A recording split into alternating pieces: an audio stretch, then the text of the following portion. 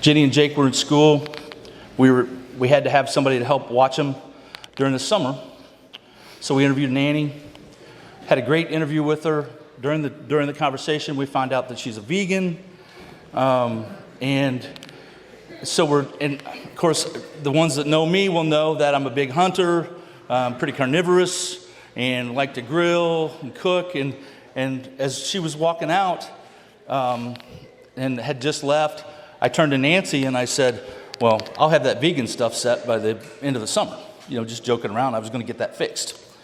And the next morning at breakfast, Jake is eating breakfast and he looks up and he says to Nancy, he says, what was it she said she was, a virgin? And Nancy said, no, a vegan. And they head out the door, and Nancy says, can you imagine him going to school and telling his buddies and his teacher, we got a new babysitter, and she's a virgin, but Daddy says he's going to have that fixed by the end of summer.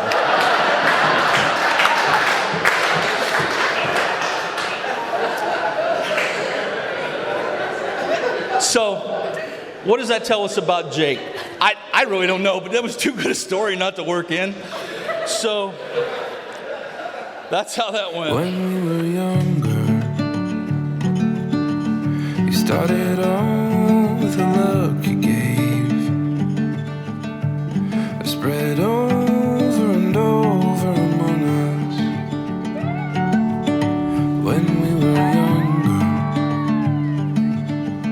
And there's a lot of definitions for what it means to be a man, and everybody's got a different idea in their head. And I try to keep mine pretty simple. And it's just to be a man, it's somebody that does the right thing all the time. I mean, there's always the right time to do the right thing. And I don't know anybody that exemplifies that more than Jake.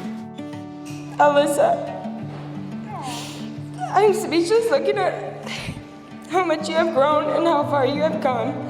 This beautiful bride in the most beautiful dress just leaves me speechless. I have so many words and emotions to all express, but I can't gather it all together, so here's my attempt. I thank God for giving me this confident, hardworking, and kind-hearted big sister to look up to. Being the little sister and watching you work so hard in every aspect of life, I viewed you as a superwoman.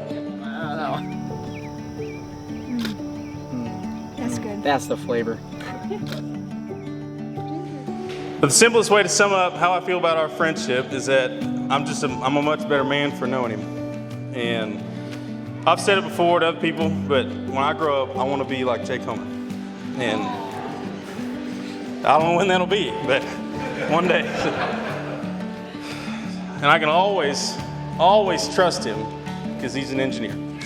I know I felt like this before. It reminds me what I've been missing here.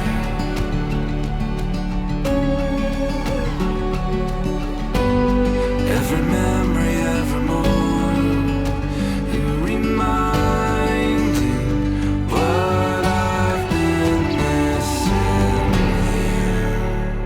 When I saw you for the first time. And it's been a blessing to me and to Nancy and to anybody that knows you too, to watch you guys grow together and have all this blossom to what it is today. And I just couldn't be happier.